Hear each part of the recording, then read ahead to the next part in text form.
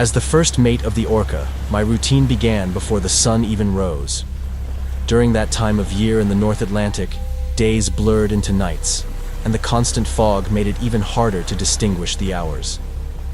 It had been 3 weeks since we had left the port of Bergen, and the ship's rhythm was already fully established. Our 23-man crew operated like a well-tuned machine, each person knowing their role and responsibilities. Captain Peterson was a figure who commanded natural respect. His gray beard and piercing eyes carried over 2 decades of experience in those treacherous waters. He knew every mood of the sea, every sign of the weather, every safe route between the icebergs that emerged like ghosts in the thick mist. His presence at the helm was our greatest assurance in those inhospitable waters. The cold was our constant companion, penetrating through the thick layers of wool we wore. Even after so much time at sea, we never truly grew used to the cutting sensation that reached our bones. The waters of Spitzbergen were particularly challenging, with their treacherous currents and temperatures that seemed to freeze the very soul. As the first mate, it was my responsibility to ensure that every man aboard remained vigilant and carried out their duties. I knew every face, every story, every quirk of the sailors who had become more than just a crew. We were a family bound by the sea and a shared purpose in whaling. I spent my days pacing the deck, inspecting equipment, consulting nautical charts, and keeping a watchful eye on the ever-foggy horizon. The Orca was more than just a whaling ship. It was our temporary home, our fortress against the ocean's adversities. Every plank of the deck, every rope, every mast had its own story and significance. The ship had been built to withstand the harshest conditions, with its sturdy wood and design focused on stability. The characteristic scent of wood, salt, and tar permeated every corner, blending with the aroma of strong coffee that kept the crew warm during long watches. Our routine was meticulously planned. Lookouts took shifts in the masts, their trained eyes constantly scanning the horizon for the telltale signs of whales. The more experienced sailors maintained the harpoons and boats, while the younger ones took care of daily tasks that kept the ship in order. In the galley, our cook prepared hearty meals that fueled us to endure the harsh climate. The nights were especially challenging. The near-total darkness was broken only by the faint glow of lanterns, and the silence was filled with the constant creaking of wood and the sound of waves crashing against the hull. During those hours, the men not on watch gathered on the lower deck, sharing stories of past voyages, talking about their distant families, or simply seeking comfort in each other's presence. Captain Peterson kept a meticulous journal of our journey, recording not only our position and the weather conditions, but also his observations on whale behavior and ocean currents. He often called me to his cabin to discuss routes and strategies, moments I cherished as opportunities to absorb more of his vast experience. His cabin was like a small museum of nautical artifacts, old maps, and navigation instruments, each item telling a different story of his adventures at sea. In those waters near Spitzbergen, navigation demanded heightened vigilance. Icebergs were not our only concern. Sudden weather changes could turn a calm day into a raging storm within hours. Our collective experience and Captain Peterson's deep knowledge of those waters were our best defenses against the Arctic's many dangers. Life aboard the Orca had its own rhythm, its own music. It was a symphony composed of the crashing waves, the whistling wind through the rigging, the creaking of wood, and the sounds of the crew performing their daily tasks. Every man knew his part in this maritime orchestra, from the youngest sailor to the seasoned captain. It was undoubtedly a hard life, but there was a profound sense of fulfillment in belonging to that floating community, in being part of the age-old tradition of whaling. During those 3 weeks at sea, we had established a routine that gave us both security and purpose. Each sunrise brought the promise of a new day of hunting, and each sunset treated us to spectacular views when the fog allowed. We were men of the sea, united by fate and choice, facing the ocean's challenges together in our quest for the giants of the deep. Amid our meticulous routine, it was Benjamin who first noticed something unusual. Our most experienced lookout, with eyes honed by decades of observing the sea, let out a cry of alarm that caused immediate tension on the deck. At first, I thought it might be the characteristic spout of a whale, but there was something unsettling about the way he stood rigid at his post, his eyes fixed on a specific point in the ocean. I approached the railing to try to understand what had caught his attention. The dark waters of the North Atlantic, usually restless, displayed a pattern of movement I had never seen before. It was as if something immense was moving in the depths, disturbing the surface in a frightening way. Our first assumption was that it might be a partially submerged iceberg, a common sight in those waters. However, we quickly realized we were wrong.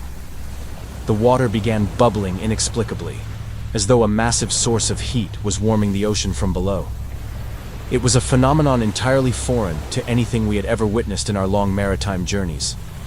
The contrast between the seemingly boiling water and the icy air created a thick, localized mist, as if the sea itself were exhaling a warm breath into the Arctic air. The silence that followed was absolute. The gulls that typically followed us had vanished, as if some primal instinct had warned them of imminent danger. Even the wind seemed to have stopped, leaving the Orca in an eerie stillness. The creaking of the ship's wood grew more pronounced in the quiet, as if even our vessel was tense, sensing something dreadful. Then the waters parted. Not gradually or naturally, but as though a colossal force had torn the ocean itself apart. From the dark chasm that formed, something emerged that defied all understanding of the natural world. A serpentine head, larger than our whaling boat, rose from the depths with a terrifying appearance. Its scales were a metallic dark green that reflected the dim light in a sickly way, creating hypnotic patterns that seemed to dance across its surface.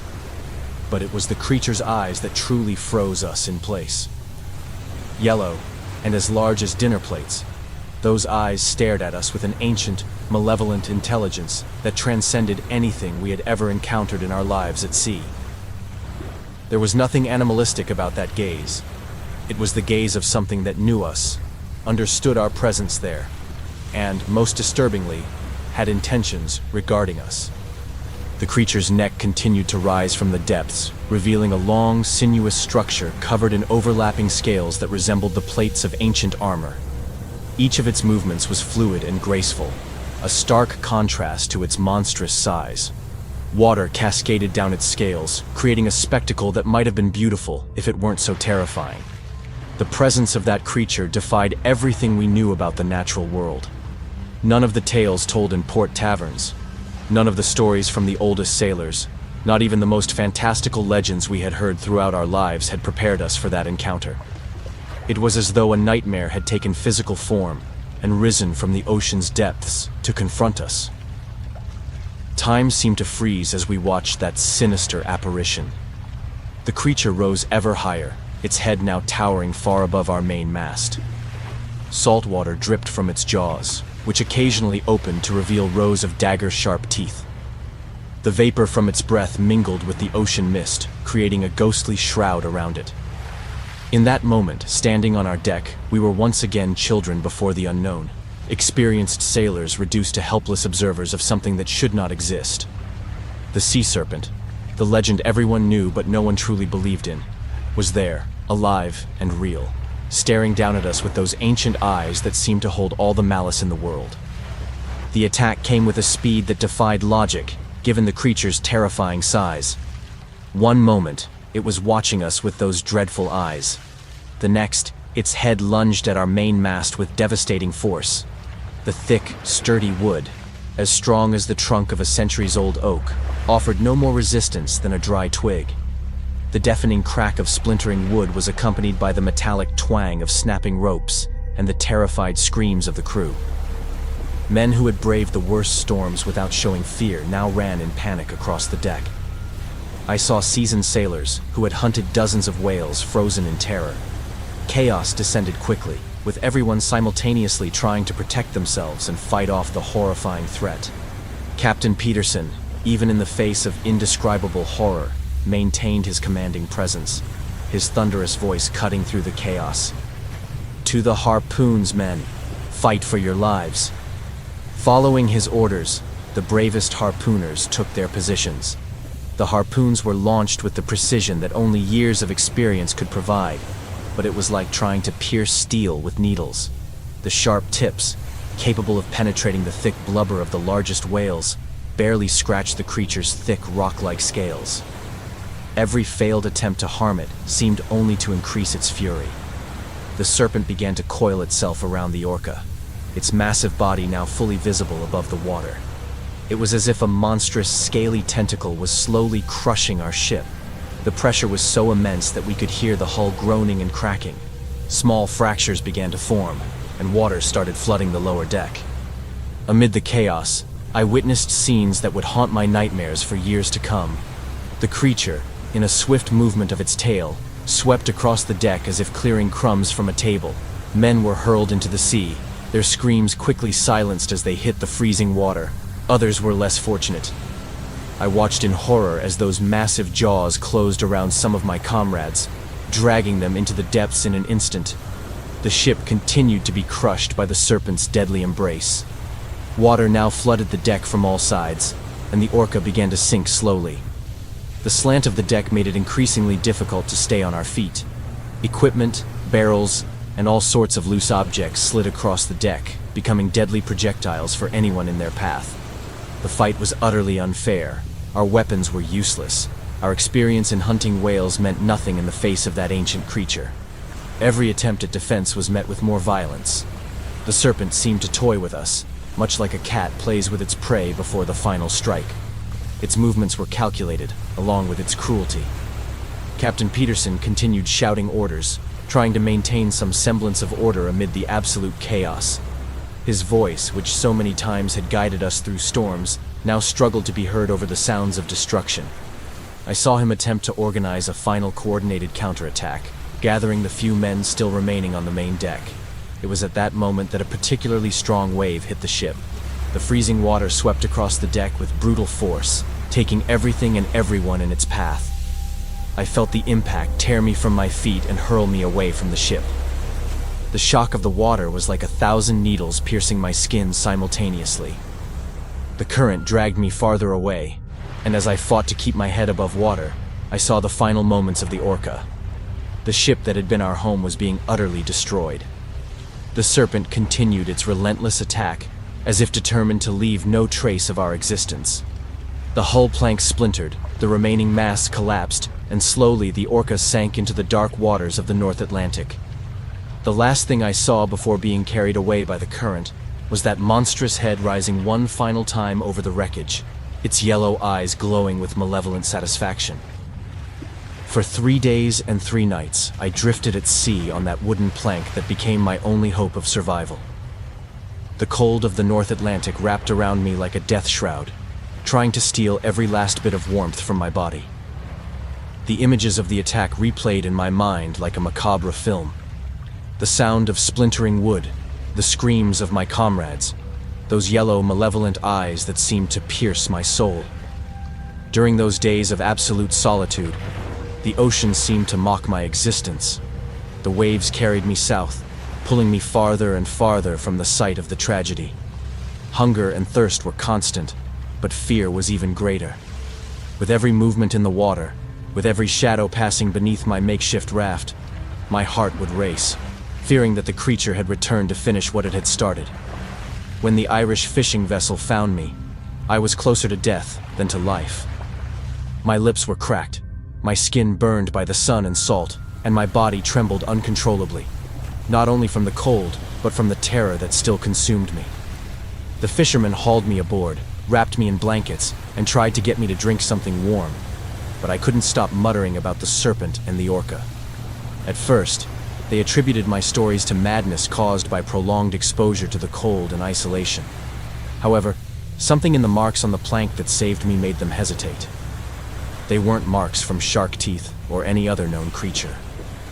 The deep patterns in the wood suggested something larger, something different from anything they had seen in their long lives at sea. Years have passed since that fateful day, but the memories remain as vivid as ever. I still wake in the middle of the night, cold sweat on my skin, with the sensation of those yellow eyes watching me from the shadows. The sound of the waves, which once brought me peace, now carries with it a grim warning. I know there is something out there, something ancient and terrible, something that existed long before we sailed the seas and will continue to exist long after we are gone. The most disturbing, however, are the reports that have started reaching my ears. Whispers in the port taverns about ships that have disappeared in the same waters. Stories of fishermen who swear they have seen something immense moving in the depths. And more recently, something that chilled my blood. A young sailor, rescued adrift just like me, described sinister yellow eyes in the depths, watching his ship before the attack. Now, sitting in my house by the sea, I gaze at the horizon and wonder, was it us, with our arrogance and our thirst for conquest, who awakened something that should have remained asleep? Sometimes, on the darkest nights, when the wind howls and the waves crash more violently against the rocks, I have the terrible sensation that that creature was not alone, that there are others, very old and much more terrifying, waiting in the depths of the ocean. And when the moon is full and the sea is especially calm, I swear I see, far off in the distance, something moving on the surface of the water.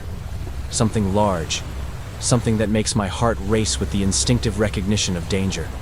And sometimes, just sometimes, a yellow glow briefly appears in the waves, as if those eyes are still watching me, reminding me that some secrets of the sea must remain in the depths, and that there are certain boundaries humanity should never dare to cross.